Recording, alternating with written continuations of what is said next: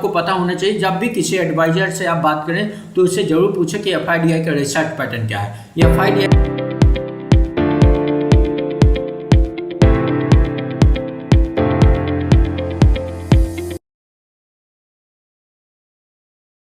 नमस्कार, excellent trade academy में आपका स्वागत है। आज मैं आपको सिखाने वाला हूं, जो हमारे साथ लाइव जुड़े हुए हैं उन लोगों को भी, और जो लाइव नहीं जुड़े हुए, जी हाँ, जो लाइव नहीं जुड़े हुए हैं उन लोगों को ये वीडियो मिल जाएगी और वो वीडियो से सीख सकते हैं। ये आपके लिए डेमो क्लास हो सकती है। डेमो क्लासेस क्यों हो सकती है, क्यों है? क्योंकि आपको पता चल जाएगा, इसमें आपका विजन क्लियर हो जाएगा कि आप अभी तक आपके पास नॉलेज कितना है, आप मिस्टेक क्या क्या कर रहे हैं, आपको क्या मिस्टेक नहीं करना है, देन साथ ही साथ आपको जो नॉलेज ली है वो स्टॉक मार्केट में काम करने वाली है या नहीं, वो नॉलेज किस लेवल की है और आपको क्या नॉलेज लेना है। और सबसे इम्पोर्टेंस, जी हाँ, सबसे इम्पोर्टेंस, आप यदि किसी से ट्रेड ले रहे हैं, बहुत किसी टेलीकॉलर से, टेलीग्राम से, सोशल मीडिया वाले से, तो आपको कैसे सावधान रहना, उनका इंटरव्यू कैसे लोगे, और सबसे इम्पोर्टेंस उसके बाद दूसरा क्या है, आप स्वयं यदि कहीं पे सीखने जाते हैं तो जैसे आप डेमो मांगते हैं तो आप डेमो नहीं, वहाँ पे भी आप इंटरव्यू लेना स्टार्ट करें। क्योंकि डेमो में जाहिर सी बात है, यदि आपको नहीं पता है तो वो आपको जो भी सिखाएंगे वो आप तो सीखोगे, तो आप डेमो के भरोसे ना बैठे। तीसरी सबसे इम्पोर्टेंस, आप डिसीजन लेना सीखें। यदि आपको कोई चीज़ समझ में आ गया, पता हो गया है, आपको करना ही है, तो फटाफट डिसीजन लीजिए, आप इंतजार मत कीजिए। क्योंकि ये समझ लीजिए, डिसीजन लेने की वजह से ही शेर जंगल का राजा है, अन्यथा उससे लंबे, उससे बड़े, उससे ज़्यादा तगड़े, पावरफुल, ज़्यादा चालाक जानवर जंगल में है, लेकिन शेर के पास ऐसी कोई क्वालिटी नहीं, फिर भी वो राजा है। तो चलिए स्टार्ट करते हैं। एक्सीलेंट ट्रेड एकेडमी में मैं trainer N Trivedi, NISM certified trainer हूँ। Many types of brokerage company का मुझे एक्सपीरियंस है। मैं कई लोगों का पोर्टफोलियो मैनेजमेंट पे वर्क कर चुका हूँ। हम सीखेंगे एक्सीलेंट ट्रेड एकेडमी में कि आप कैसे कंटिन्यू प्रॉफिट कर सकते हैं, क्या मनी मैनेजमेंट होता है, क्या रिस्क मैनेजमेंट होता है, क्या स्ट्रेटेजी होती है, स्ट्रेटेजी कैसे बनाते हैं, क्या रूल्स है, और कौन सी स्ट्रेटेजी में कितने पावरफुल, कितना डीप तक जाएंगे। तो चलिए स्टार्ट करते हैं। ये सबसे important, if we are make 5 trade daily and make profit in 2 and 3 losses, यदि हम 2 में प्रॉफिट कर रहे हैं, 3 में लॉस कर रहे हैं और डेली 5 ट्रेड ले रहे हैं, तब भी हमें प्रॉफिट में होना चाहिए। जी हाँ, सपोज हम डेली की 5 एंट्री लगा रहे हैं और 2 में हमारा लॉसेज हो, सॉरी 3 पे, स्टार्टिंग में 3 ट्रेड पे लॉस हो गया, 2 में प्रॉफिट हो गया, तो भी हमें प्रॉफिट में होना चाहिए। वो कैसे? If you do 5 trade daily on intraday base, option में कर रहे हो या इंट्राडे इक्विटी में कर रहे हो, तो भी out of 5 trade and 2 trade make profit and 3 trade make losses, so we will give you such psychological, हम आपको कुछ ऐसी साइकोलॉजिकल माइंडसेट देंगे जिससे आप प्रॉफिट में ही रहेंगे। आगे इसे कवर करेंगे।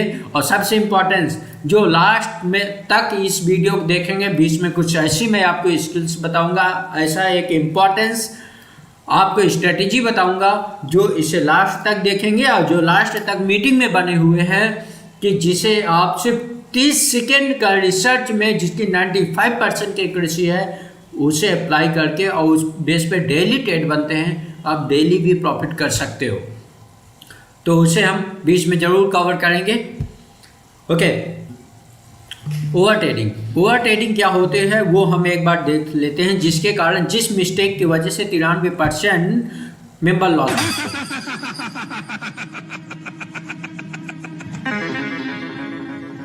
ओवर ट्रेडिंग क्या होता है, इस वीडियो से सीखने मिलता है। हाँ, ओवर ट्रेडिंग जैसे ही कैपिटल का 20 से 25% का ऑप्शन में प्रॉफिट हो जाता है, उस दिन बंद कर दे, उस दिन मार्केट पे ट्रेड ना करें, इसी को ओवर ट्रेडिंग कहते हैं। पहले प्रॉफिट फिर लॉस। आपने देखा जैसे इस वीडियो में भी कंटिन्यू पहले प्रॉफिट में थे, देन उसके बाद लॉस में हो गए, इसी को ओवर ट्रेडिंग बोलते हैं। इसीलिए ऑप्शन में जब आप ट्रेडिंग करें तो माइंडसेट आपका बहुत क्लियर होना चाहिए, कितना प्रॉफिट लेना है मुझे डेली का, कितना रिस्क लेना है मुझे डेली का, उस बेस पे ही आप प्रॉफिट में रह सकते हैं। मनी मैनेजमेंट क्या है? According to segment and capital, different types के मनी मैनेजमेंट होता है। जी हाँ, यदि आपका कैपिटल 50,000 है तो उसका मनी मैनेजमेंट दूसरा होगा, 1 लाख का है तो उसका मनी मैनेजमेंट दूसरा होगा, 5 लाख का है तो उसका मनी मैनेजमेंट दूसरा होगा, क्योंकि 5 लाख वाला 50,000 के अकॉर्डिंग लॉस नहीं ले सकता है।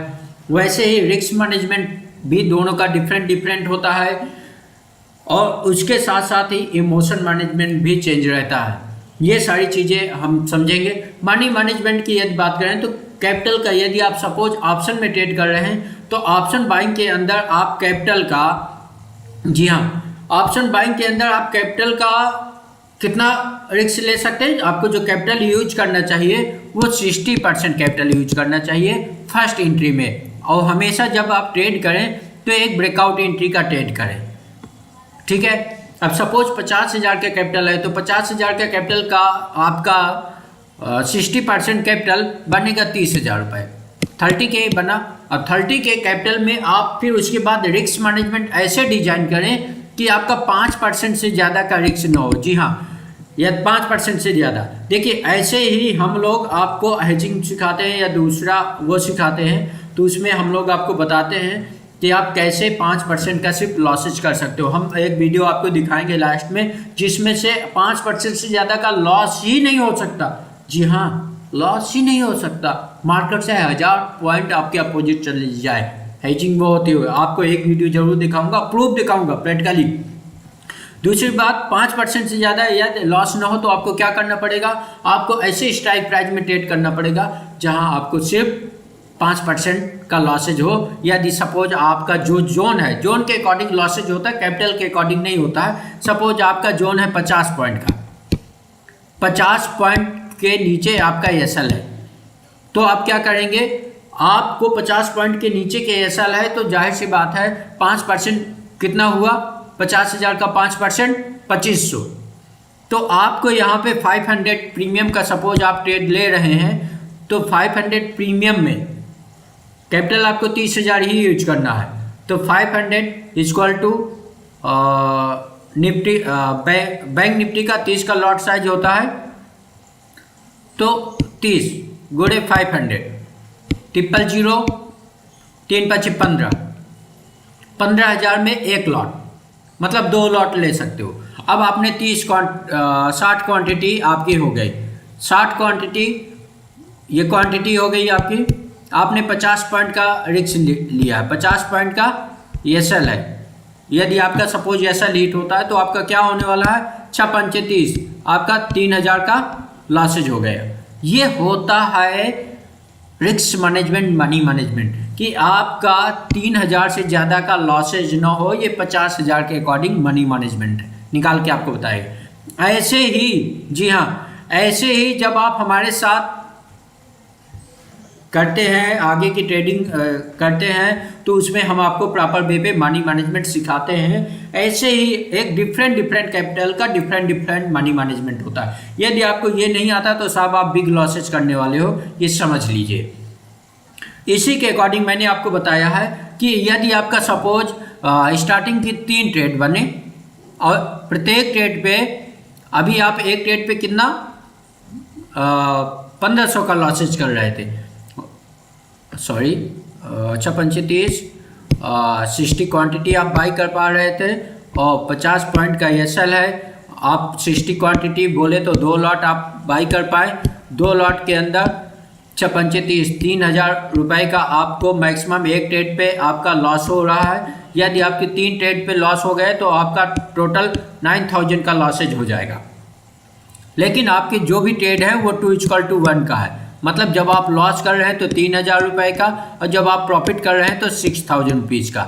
अब ऐसे कैसे होगा, आप ट्रेड उसी ट्रेड पे करें जिस ट्रेड के अंदर 3:1 का जोन होगा। क्या होगा, जोन बता रहे हैं, ट्रेड नहीं, जोन बता रहे हैं। ये जोन होगा तब जाके आपको 2:1 का ट्रेड मिलेगा।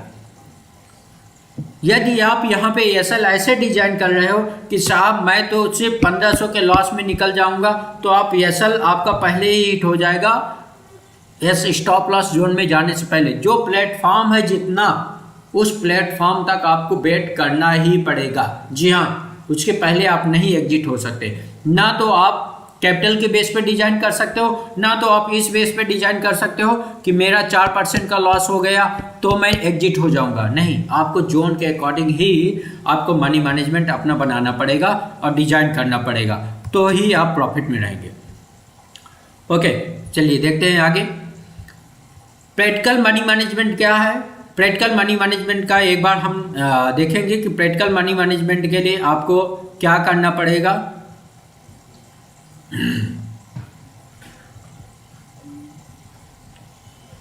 ओके, मनी मैनेजमेंट क्या होता है वो मैं आपको प्रैक्टिकली दिखाने वाला हूँ, क्योंकि सभी कैपिटल का डिफरेंट मनी मैनेजमेंट होता है। और मनी मैनेजमेंट यदि आपको नहीं पता, रिस्क मैनेजमेंट नहीं पता, इमोशन मैनेजमेंट नहीं पता, तो आप मार्केट में प्रॉफिट कभी भी नहीं निकाल सकते। और ट्रेडिंग सीखने से आप प्रॉफिट नहीं निकाल सकते। कैसे? प्रैक्टिकली दिखाता हूँ। देखिए, मैंने एक मेंबर को बाय कराया, 76 से एक ट्रेड दिया निफ्टी का, जिसमें उसने 800 क्वांटिटी बाय किया और उसका 70 पॉइंट का स्टॉप लॉस हिट हुआ, मतलब 132 पे एग्जिट हो गया। 70 पॉइंट होते हैं, कैलकुलेट कर लीजिएगा आप। उस पे उसने लॉस किया 12,277 रुपए, 17 पॉइंट का स्टॉप लॉस हिट हो गई। एक ट्रेड अगेन दिया, अगेन इंटरेस्ट 53 से बाय कराया निफ्टी को ही और 20 पे एग्जिट किया, और वहां पे भी 17 पॉइंट ही हुए, और 17 पॉइंट में उसका प्रॉफिट 6,000, तो वो आप देख सकते हैं लिखा हुआ है। इसमें सबसे इम्पोर्टेंट समझने वाली बात क्या है? देखिए, इसके अंदर जो सबसे इम्पोर्टेंट है समझने वाली बात, आप ये देखेंगे कि इसमें सामने वाला जब फर्स्ट टाइम पहला ट्रेड लगाता है विदाउट मनी मैनेजमेंट के, तो 59 बोले तो 60 से एक तरीके से 76 से ये यहाँ से बाई कर रहा है, ये यहाँ से आप दिख रहा है ना, 76 से वो बाई कर रहा है, और उसको एग्जिट कहाँ करना पड़ा? जब वो 59 आ गया, मतलब उसका एक तरीके से यहाँ पे 17 पॉइंट का स्टॉप लॉस था। तो 17 पॉइंट के स्टॉप लॉस में विदाउट मनी मैनेजमेंट के ट्रेड करने पे 12,000 का लॉस हो गए। यदि उसे ये पता रहता कि मुझे कितनी क्वांटिटी लेना है, जैसे कि हमने 60 क्वांटिटी निकाला था ना, कि हम 50,000 कैपिटल वाला 60 क्वांटिटी ही बैंक निफ्टी में ले सकता है। अच्छा, ऐसे सभी का निफ्टी, बैंक निफ्टी, सेंसेक्स सब में अलग अलग ट्रेड करने का सबका क्वालिटी निकाला जाएगा। इसका फार्मूला होता है, हम फार्मूला जो हमारे पास सीखने आते हैं उन्हें हम फार्मूला देते हैं, अपना कैपिटल डालते हैं, उस फार्मूला में जैसे एडजस्ट करते हैं ऑटोमेटिक कैलकुलेट होके आ जाता है। अब जैसे ही उनका ये 60,000 में इतना क्वांटिटी ही बाई कर सकते हैं, 60% कैपिटल यूज का हमने बताया, देन वो 60% कैपिटल के अंदर उनको मैक्सिमम लॉसेज उन्हें 5% करना था, नियर अबाउट 5 to 6%। तो उसमें इससे ज़्यादा कैपिटल, 30,000 से ज़्यादा कैपिटल ही यूज नहीं कर सकते। ये भी जो 12,000 का लॉस किए हैं, ये सिर्फ और सिर्फ 50,000 के कैपिटल में लॉसेज किए। वो कैसे? आप कैलकुलेट कीजिए, 36 से ये प्रीमियम कोई बाई कर रहे हैं 750 क्वांटिटी, तो 57,000 का कैपिटल इन्होंने इन्वेस्टमेंट किया, लगाया एक तरीके से। लेकिन इसमें ही 17 पॉइंट में इन्होंने लॉसेज कितना कर लिया? यदि हम ये देखेंगे कि इनका जो लॉसेज हुआ है 12,277 रुपीज़ भागे 17 पॉइंट करेंगे तो 725 क्वांटिटी के नियर अबाउट था। यदि आप कर देंगे 725 गुणे 76 जी, 55,000 का कैपिटल, 55,100 का कैपिटल यूटिलाइज किए थे। तो ऐसे करके ये जो कैपिटल का यूटिलाइज आ रहा है 55,100 का आ रहा है। अब इस पे इन्होंने लॉसेज कर लिए 12,000 का, सिर्फ और सिर्फ कितने? 17 पॉइंट में। लेकिन अगेन जब ये अब इनका इतना माइनस हो गया 12,000, तो अब इनके पास जाहिर सी बात है कैपिटल आ गया 40,000 के नियर अबाउट। अब 40,000 या 45,000 आ गए, तो अब ये उतनी क्वांटिटी नहीं ले सकते ना, कितनी? 750। तब इन्होंने जब 53 से बाई कर रहे हैं, तब उसका सीधा क्वांटिटी ले रहे हैं कितना? 300। क्यों? क्योंकि कॉन्फिडेंस भी डाउन हो गया, कैपिटल भी डाउन हो गया। फिर जब वहाँ पे इन्होंने 17 पॉइंट का प्रॉफिट हुआ, जी हाँ, जब यदि आप करेंगे 5,000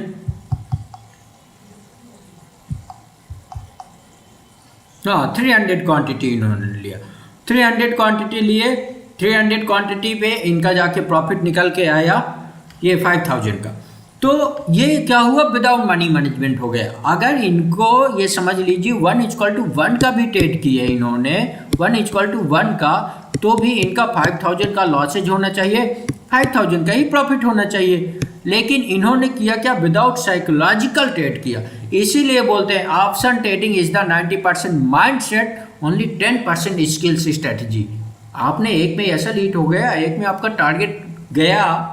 वैसे तो इन्होंने टारगेट बुक नहीं किया था, ये टारगेट पहले गया था, जी हाँ, ये पहले 85 to 90 तक गया था। वो जब नीचे बहुत स्पीड में नीचे आए, इन्होंने टारगेट लगा के नहीं रखा था, तब जाके नीचे इन्हें मार्केट से एग्जिट करना पड़ा। तो उस कंडीशन में क्या है कि ये जब, जी ऐसा जब भी सिचुएशन आता है तो उसका सिचुएशन का एक ही कारण होता है, विदाउट साइकोलॉजिकल ट्रेड करना। तो आप साइकोलॉजी के साथ, हम आपको साइकोलॉजी सिखाएंगे, आप साइकोलॉजी के साथ ज़रूर ट्रेड करें। यदि आप साइकोलॉजी के साथ ट्रेड नहीं करते हैं तो आप प्रॉफिट नहीं कर पाने वाले हैं। ओके, उसके बाद देखेंगे विदाउट लॉजिक ट्रेड करने पे 2:1 या 3:2 का ट्रेड ना होने पे क्या होगा, लॉस का सेम डे पर रिकवर करना, मार्केट से बदला लेने पे क्या होता है। जी हाँ, अगर 3:1 का जोन नहीं, 2:1 का ट्रेड नहीं ले रहे हैं और लॉस को सेम डे पे रिकवर करने आए हुए हैं तो क्या होगा वो देखते हैं। आपको पता है दुनिया में सबसे ज्यादा लोग जुए में बर्बाद क्यों होते हैं? जुए में पता है क्यों बर्बाद होते हैं? एक बार जीतने के बाद वो बदला लेने के लिए कहते हैं, बदला वापस पाऊंगा, फर्ज भी तोड़ के ले लेती है प्रकृति, उससे फर्ज भी फाड़ के ले लेती है, बदला लेगा, डूबी हुई लागत को वापस पाने के चक्कर में नया अचीवमेंट करना भूल जाएगा। नहीं, अपना जो स्टेटस था मैं उसे वापस पाऊंगा, सुन, वापस वो नहीं मिलता, या तो उससे कई हजार गुना मिल सकता है, या बिल्कुल नहीं मिलेगा। जी बिल्कुल सही बताया इन्होंने। हर्षवर्धन जी बहुत ही अच्छे एक मोटिवेशन ट्रेनर है, बिजनेस ग्रोथ करने वाले मेंबर हैं। बिजनेस को कैसे ग्रोथ किया जाता है ऐसे ट्रेनिंग देते हैं। देखिए यहाँ पे भी सेम, ये भी आपका जुए जैसे ही है। पूछे कैसे, जब आप विदाउट साइकोलॉजी ट्रेड करते हैं, विदाउट नॉलेज ट्रेड करते हैं तो साहब आपके लिए जुआ ही है ना। जैसे अभी हमने देखा कि आप जब आपके पास नॉलेज नहीं, आप जब लॉस कर रहे हैं तब आप कितना कर रहे हैं, 17 पॉइंट में, तब आप लॉसेज कर रहे हैं साहब 12,000 का। लेकिन जब आप प्रॉफिट कर रहे हैं उसी 17 पॉइंट में, तब 5,000 का प्रॉफिट कर रहे हैं। आप बताइए कैसा एजुकेशन है, कैसा मनी मैनेजमेंट है। रिस्क मैनेजमेंट तो आपने फॉलो किया, जी रिस्क मैनेजमेंट आपने फॉलो किया, स्टॉप लॉस लगाया, ये साइकोलॉजिकल ट्रेड नहीं था। आपको प्रॉपर वे पे जोन निकालना पड़ेगा कि 3:1 का जोन होना चाहिए। वो कैसे, आपकी गाड़ी का यदि आपके पास एक हाईवे है तो ही आप स्पीड में भगा सकते हैं ना। आपको गाड़ी को, भले ही आपकी गाड़ी इतने में ही चलना है, लेकिन आपकी गाड़ी को चलने के लिए इतना स्पेस एटलीस्ट होना चाहिए, उसका 3 गुना, तभी आप उस पर चला पाएंगे। उतने में आप गाड़ी नहीं चला पाएंगे, आप गिरने वाले हैं साहब। वैसे ही दूसरा इसमें आप ये भी समझिए, दूसरा क्या है कि जो मेंबर ऑप्शन बाइंग में रिकवर करने आते हैं वो ओवर ट्रेडिंग करके, हमने आपको पहले बताया है ना, ओवर ट्रेडिंग करके कैपिटल ख़त्म कर देते हैं। तो कभी भी ऑप्शन बाइंग में रिकवरी के माइंडसेट से ना आए, पैसा बनाने के माइंडसेट से आए कि मुझे डेली सिर्फ इतना कैपिटल पैसा ही बनाना है बस। रिसर्च, देखिए आपका रिसर्च किस लेवल के, जो आपको रिसर्च आती है वो किस लेवल की रिसर्च है, वो एक बार जानना बहुत ज़रूरी है। यदि आप कैंडलिस पैटर्न सीख रहे हैं, जो कि रिसर्च पैटर्न में जो हमारे यहाँ पे लेवल है वो 10th लेवल की कैंडलिस पैटर्न को हम लेवल देते हैं। सपोज आपका मार्केट ऐसे ग्रीन कैंडल बनाते हुए अप साइड जा रहा है, अब ऐसे मार्केट आपका अप जा रहा है, फिर उसके बाद एक ग्रीन कैंडल के बाद आपका जो दूसरा कैंडल बनता है, जी हाँ, जो दूसरा कैंडल आपका बना वो आपका रेड हो गया। जी वो कैसे, जो दूसरा कैंडल आपका बना वो आपका रेड कैंडल बन गया। एक मिनट, रेड कैंडल हम आपको बना के दिखाते हैं। दूसरा कैंडल आपका ये यहाँ पे एक रेड कैंडल बन गया। अब इसमें से आप कंफ्यूज हो जाएंगे, यदि ये रेजिडेंस में बना है तो ये काम करने वाला है, क्योंकि आप ये जब दोनों को मर्ज कर देंगे तो आप ये देखेंगे कि आप यहाँ से कंफ्यूज भी हो सकते हैं कि यहाँ से अब मार्केट फॉल्स हो जाएगी, लेकिन ऐसा नहीं होता। क्यों नहीं होता? क्योंकि आपने देखा ये एक ग्रीन बना हुआ है, एक रेड बना हुआ है, लेकिन अगर ये टॉप में नहीं बना है, सप्लाई जोन में नहीं बना है, रेजिडेंस में नहीं बना है, तो साहब यहाँ पे क्या होगा? अब ये दोनों कैंडल को आप यदि मर्ज कर दोगे तो दोनों कैंडल को मर्ज करने से क्या ऐसा कैंडल बनेगा? कुछ ऐसा, ये जहाँ तक वो है यहाँ तक का बिक्स बन जाएगा। देन उसके ऊपर का क्या बनने वाला है? उसके ऊपर का आपका कैंडल ऐसे बनेगा, ये इसके ऊपर का, क्योंकि इस कैंडल का बॉडी ऐसे है।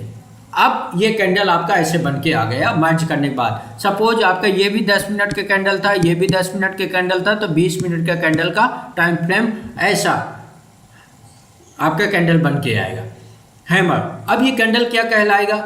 यदि ये कैंडल आप ये मान लीजिए, यदि ये कैंडल ऐसा है तो भी ये बुलिश ही है, या भी यदि दूसरा सिचुएशन होता, मान लो ये कैंडल यहाँ तक का नहीं बना है, यहीं तक का कैंडल बना, अब इस कैंडल के बाद दूसरा क्या सिनारियो हो जाता?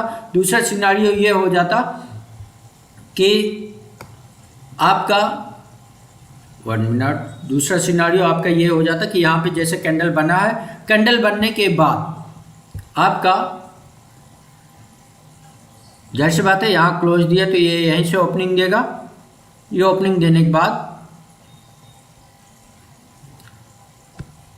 ऐसा कैंडल बन जाता है। अब जब ऐसा कैंडल बन जाएगा तब क्या होगा?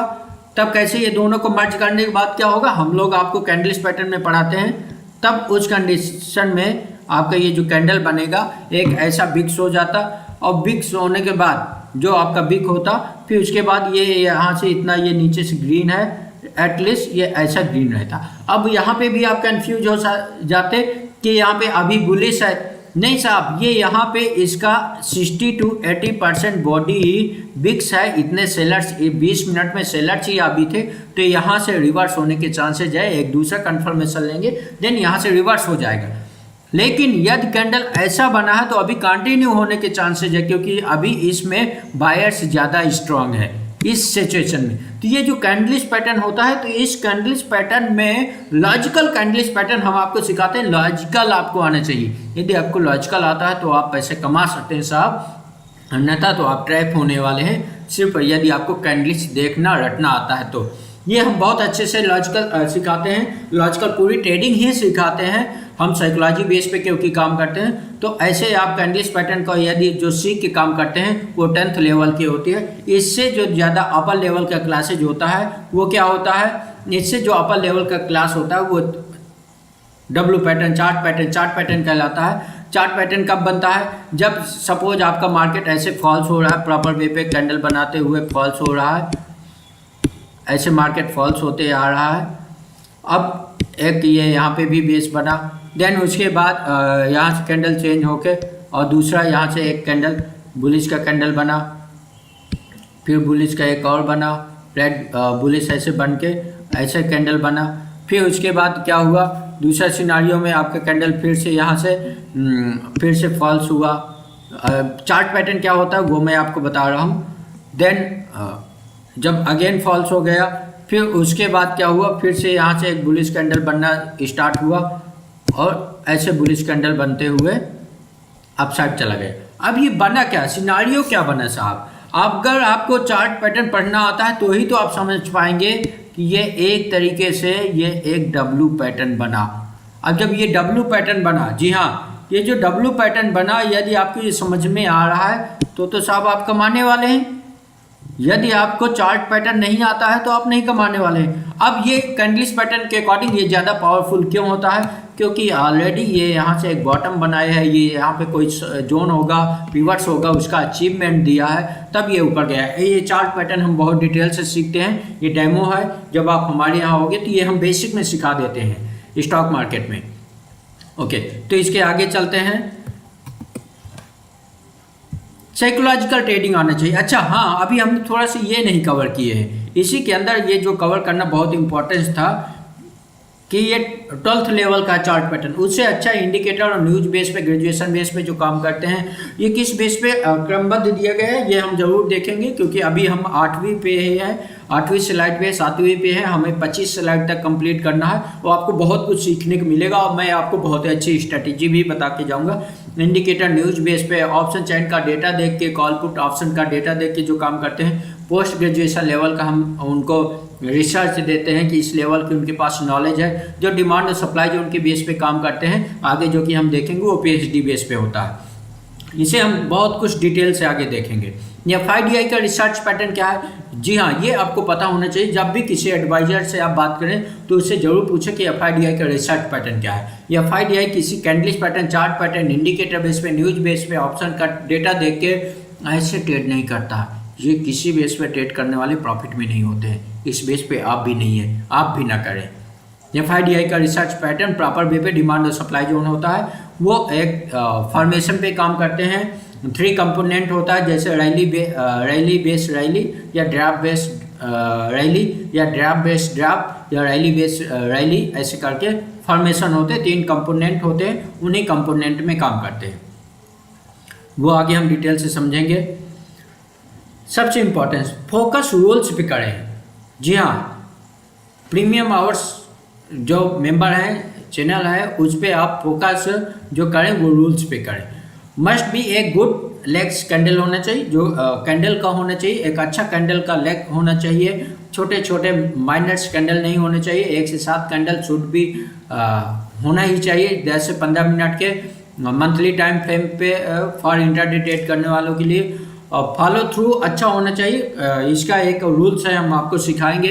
इस रूल्स का हमारे यहाँ पे नाम है FIDI, या फिर इंस्टीट्यूशन बाइंग सेलिंग स्ट्रेटेजी करके एक वो है। वहाँ पे हम आपको प्रॉपर सिखाते हैं कि वो किस बेस पे अपना बाइंग सेलिंग करते हैं इंस्टीट्यूशन। तो सप्लाई जोन, डिमांड और सप्लाई जोन बनाना सिखाते हैं। देन विल टेक एंट्री, उसके बाद जब हम ये बना लेते हैं तभी हम एंट्री लेते हैं। और वो अचीवमेंट जोन, अचीवमेंट है कि नहीं, फ्रेश है कि नहीं, ये हम आगे प्रैक्टिकली में जरूर देखेंगे। देन देखिए, ये डिमांड और सप्लाई जोन है।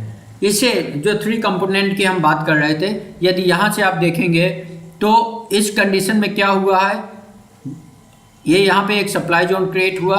जब सप्लाई जोन क्रिएट हुआ, एक यहाँ पे बेस बना, देन उसके बाद ड्रॉप हुआ, फिर अगेन बेस बना, फिर अगेन ये यहाँ से ये रैली बनी, फिर यहाँ से ऑलरेडी ये सप्लाई जोन की वजह से दोबारा यहाँ से फिर से एक ड्रॉप फॉर्मेशन। जो अभी 3 कंपोनेंट देख रहे थे कि रैली बेस रैली, ये देखेंगे तो ये रैली है, okay sorry, rally base rally नहीं है, रैली बेस ड्रॉप फॉर्मेशन नीचे आ गए ना।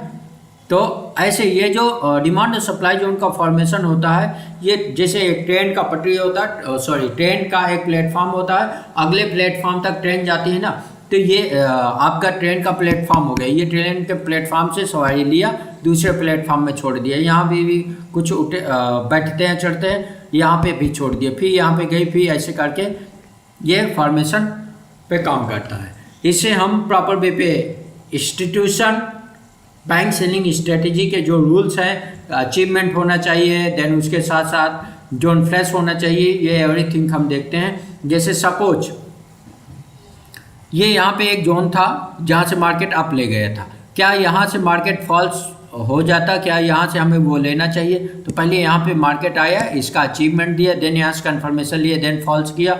अब इस जोन को फॉल्स करना है, यदि इसके पहले के यहाँ पे और जोन बने हैं तो फिर से अचीवमेंट दिया, फिर फॉल्स किया, फिर अचीवमेंट दिया, ऐसे करके ही ये डॉ थ्योरी के अकॉर्डिंग ही मार्केट चलती है। मार्केट कभी भी वन तरफा फॉल्स नहीं करती है। डॉट थ्योरी का रूल्स होता है कि मार्केट रिट्रेसमेंट करते हुए अप जाएगी या फिर रिट्रेसमेंट करते हुए ही डाउन आएगी, ये आपको समझना पड़ेगा। इसे हम बहुत अच्छे से सिखाते हैं। ये इंस्टीट्यूशन बाइंग सेलिंग जोन यही होता है, सबसे अच्छा पावरफुल स्ट्रेटेजी यही होती है। इसे सीखना आपके लिए बहुत ज़रूरी है। देखिए trade line breakout strategy. Trade line breakout strategy में how can we know that it was valid trade line और नॉट। हम पहले तो यही कैसे जानेंगे कि ये वैलिड ट्रेड लाइन है। तो ये दूसरा क्वेश्चन है, how can B now that it was valid breakout और नॉट। ये पहली बात तो ये वैलिड ट्रेड लाइन है कि नहीं, दूसरी बात ये वैलिड ब्रेकआउट है कि नहीं, देन तीसरी बात how can be know that this breakout will not convert into false. ये भी कैसे जानेंगे कि ये फॉल्स में ब्रेकआउट में कन्वर्ट नहीं होगा। हाँ, ये तीनों पॉइंट कंपोनेंट बहुत इंपॉर्टेंस है। देखिए पहली बात तो जैसे सपोज ये एक ऐसी ट्रेड लाइन बनी हुई है और उस ट्रेड लाइन में जब 3 बार रिट्रेसमेंट मिनिमम कर लेता है तब जानेंगे कि वैलिड ट्रेड लाइन है। 3 कंपोनेंट एट मिनिमम 2 से 3 कंपोनेंट वो वहाँ से रिवर्स करना ही चाहिए, तो वैलिड ट्रेड लाइन हो गई। देन उसके बाद ये वैलिड ब्रेकआउट कैसे है, जब उस ब्रेकआउट में वैल्यूम चेक करेंगे, प्रीवियस कैंडल के अकॉर्डिंग वैल्यूम इंक्रीजमेंट हुआ है तो वो वैलिड ब्रेकआउट है। अब ये कैसे जानेंगे कि फॉल्स में कन्वर्ट होगा कि नहीं, डेफिनेट ये 3:1 का जोन होगा तो ही हमें 2:1 का ट्रेड मिलेगा। अगर यहाँ से सपोज 40 पॉइंट के ऊपर कोई supply zone round number residence बना हुआ है तो ये जाके फॉल्स हो जाएगा। तो ये है, इसका हम बहुत ही अच्छा सेटअप है, प्रैक्टिकली इसे बहुत अच्छे समझेंगे। देखिए ट्रेड लाइन ये यहाँ पे बताया गया है, ये यहाँ पे ब्रेकआउट हुआ, यहाँ पे वैल्यूम इंक्रीजमेंट हुआ, आप देखिए प्रीवियस कैंडल के अकॉर्डिंग वैल्यूम इंक्रीजमेंट हुआ, देन उसके बाद अगेन एक कंफर्मेशन दिया और फॉल्स हो गया। तो इसका बहुत ही अच्छे रूल्स हैं, हम देखेंगे। ये यहाँ पे देखेंगे ब्रेकआउट कितने प्रकार से हो सकते हैं, पहला सिनारियो, दूसरा सिनारियो, तीसरा सिनारियो, चौथा सिनारियो। इसमें से सबसे पावरफुल ब्रेकआउट यदि एक्सीलेंट किसी को दिया जाए कि इसमें से एक्सीलेंट कौन सा है, वेरी गुड कौन सा है, गुड कौन सा है, एवरेज क्लास का ब्रेकआउट कौन सा है, तो क्या आप ये बता सकते हैं? आपको ये बताना पड़ेगा। जी हाँ, आप ये होमवर्क ले सकते हैं और ये ज़रूर बताएं, आप ढूंढें कि इसमें से सबसे एक्सीलेंट ब्रेकआउट कौन सा है। जी, यदि एक्सीलेंट ब्रेकआउट की बात करें तो जब मैं ही बता देता हूँ, जब प्राइस ट्रेड लाइन के सपोर्ट रेजिस्टेंस के नियर अबाउट हॉल्ट करती है तो एक्सीलेंट ब्रेकआउट इसलिए कहलाती है क्योंकि सप्लायर्स जो अपोजिट ट्रेड होते हैं वो लोग ट्रैप हो जाते हैं, तो वो बहुत ही अच्छा ब्रेकआउट देता है। जो ऊपर से सेलर्स होते हैं वो ट्रैप हो जाते हैं, तो इसलिए पहले वो ट्रैप हो गए, जब वो जान गए कि अब ये नहीं निकलने वाले तो फिर सेलर्स बिकम ए बायर्स, तो ये ईजिली 3:1 का ट्रेड बन जाता है।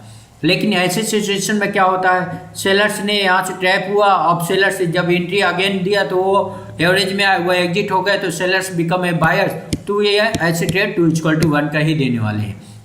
ऐसे ट्रेड क्या होता है कि पहले ही बहुत ही अच्छा एक ब्रेकआउट दे चुका है वो कैंडल, तो ऐसे कैंडल या तो फॉल्स में कन्वर्ट हो जाएंगे। ये दूसरा नंबर वेरी गुड है, पहला, ये तीसरा एक्सीलेंट है। दूसरे सिचुएशन में क्या होगा कि ये एवरेज क्लास का होता है। क्यों? क्योंकि इसमें जो बायर्स है ना, उन्होंने देखा कि ये यहाँ तक हमने ट्रैप हुए हैं तो अगेन एक एंट्री देंगे तो ठीक है, नहीं तो ये एवरेज क्लास में आता है। इसके अंदर अब बाई करने वाले भी डरेंगे कि कहीं नीचे ना आ जाए, और सेलर्स भी वहाँ से एग्जिट ना करके इसे नीचे ले आते हैं। तीसरा, ये यहाँ पे हॉल्ट करे तो ये गुड कैटेगरी का होता है। तो इसे हम डिटेल से समझेंगे लॉजिक के साथ क्लासेज में, ये देखेंगे। यहाँ पे ये एक ऐसा ही सिनारियो हुआ, ऐसे ब्रेकआउट दिया, कंफर्मेशन एंट्री दिया, देन अप चला गया। ऐसे ही यहाँ पे भी देखिए ट्रेड लाइन बना हुआ, ब्रेकआउट हुआ, देन कंफर्मेशन एंट्री हुआ, अप चला गया। आप देखेंगे कि ब्रेकआउट में के अंदर जो ट्रेड लाइन है, ब्रेकआउट के अंदर एक 75 मिनट का ब्रेकआउट है ये। ओके, दूसरा यहाँ पे भी देखेंगे, यहाँ पे भी सेम ऐसे ही हुआ, ये यहाँ पे हॉल्ट किया तीसरे पे, और यहाँ पे बैक नहीं आए। क्यों? क्योंकि सेलर्स समझ गए कि सेलर्स बिकम बायर्स बन गए, और वो यहाँ पे समझ गए कि हम वीक पर गए, नीचे नहीं ले जा सकते, इसलिए वो बायर्स बन गए, इसलिए बैक नहीं आया। कब बैक आएगा, कब नहीं बैक आएगा, वो जो अभी हमने सिनारियो देखा उसी बेस पे होता है। ऐसे ये यहाँ पे भी है, ये फॉल्स में क्यों कन्वर्ट नहीं हुआ, उसका भी कारण यही है क्योंकि वैल्यूम इंक्रीजमेंट करके एक अच्छा ब्रेकआउट दिया है प्रीवियस कैंडल के अकॉर्डिंग। स्ट्राइक प्राइस क्या होते हैं? स्ट्राइक प्राइस 3 प्रकार के होते हैं। वो कैसे?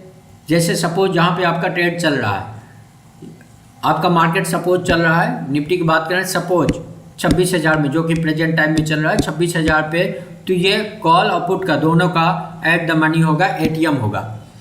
लेकिन कॉल का 25,900 या 950 या 25,800, सॉरी 25,000 है ये, 25,800, 25,700, ये तो डीप इन द मनी होगा, ये आईटीएम होगा, इन द मनी होगा कॉल का, किसका? कॉल का, अपसाइड का। और 26,000 कौन सा? 26,200 जी, 26,050 या 26,100 ये ओटीएम होगा, किसका? कॉल का। लेकिन पुट का ये इन द मनी होगा और पुट का ये आउट द मनी होगा, अपोजिट हो जाएगा। सिर्फ इसका अपोजिट होता है एक दूसरे का, ये दोनों का इक्वल ही होता है। तो 3 प्रकार के स्ट्राइक प्राइस होते हैं बेसिकली, ये आपको पता होना चाहिए। हाँ, जो भी स्ट्राइक प्राइस होते हैं उनके जो प्रीमियम होते हैं वो 2 वैल्यू से मिलकर बना होता है, एक इंट्रेंसिक वैल्यू, दूसरा मार्केट वैल्यू, वो भी आपको पता होना चाहिए, नहीं तो आप ट्रैप हो जाएंगे। How can choose the right strike price for buying and selling? Premium is the generated with which is value, जो प्रीमियम है वो कितना वैल्यू जनरेट करेगा, और what should be that intrinsic value for buying, कितना intrinsic value वाले पे ही trade करना चाहिए। एग्जाम्पल से बताते हैं। सपोज 26,050 में मेन मार्केट चल रही है, सैकड़ा हज़ार, 10,000, सॉरी, सपोज 26,050 पे मेन मार्केट चल रही है, आप स्ट्राइक प्राइस ले रहे हैं 26,000 का। मार्केट उस समय 10 बजे का टाइम है, 10 AM का, मार्केट उस समय 26,050 पे चल रही है, आप इसका कॉल ऑप्शन बाई करने जा रहे हैं सी। तो यह देखना चाहें कि इसके अंदर कितना इंट्रेंसिक वैल्यू है। तो जब आप 26,000 का कॉल ऑप्शन बाई करने गए तब उसका प्रीमियम चल रहा था 150, कितना? 150, सपोज, सॉरी 1500 लिख दिया मैंने,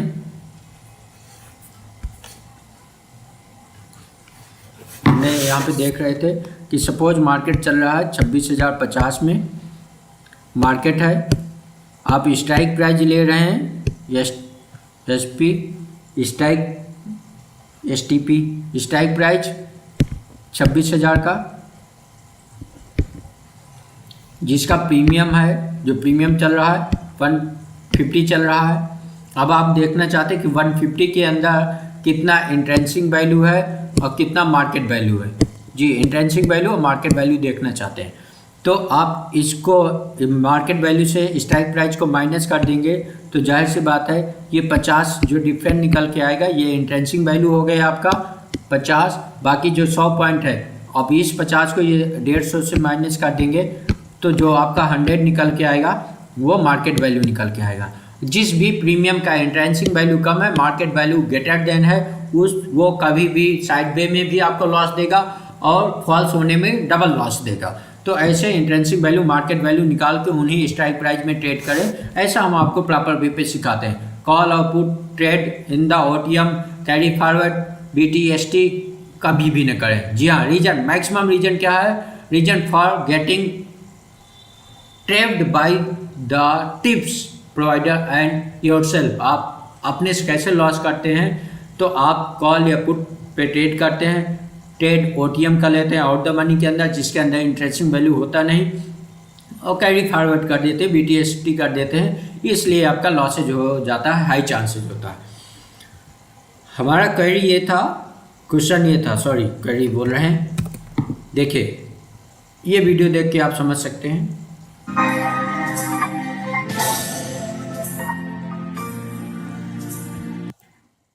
इससे हम आपको ये सिर्फ ये दिखाना चाहते हैं, इस बात का ये प्रमाण है कि उतार चढ़ाव वाला जीवन आपको अधिक तेजी से आगे ले जाएगा। लेकिन यदि आप इक्वल पे चल रहे हैं, यदि आप सपोज ट्रेडिंग नहीं कर रहे हैं, रिस्क नहीं ले रहे हैं, समझ नहीं रहे हैं, सीख नहीं रहे हैं, गिर नहीं रहे हैं, प्रॉफिट करके लॉस नहीं कर रहे हैं, लॉस करके प्रॉफिट नहीं कर रहे हैं, तो आप आगे नहीं जाने वाले। उतार चढ़ाव वाले जीवन में आप ज़्यादा स्पीड से आगे जाने वाले हैं। इक्वल वाले रह ही जाते हैं जो एक जॉब में बने हुए हैं। तो उतार चढ़ाव आपके लाइफ में जरूर होना चाहिए। यह डिसीजन लेने के लिए आपके लिए बहुत ही अच्छा एक अवसर है कि आपने बहुत ही पावरफुल चीज़ सीखा आपने हमसे।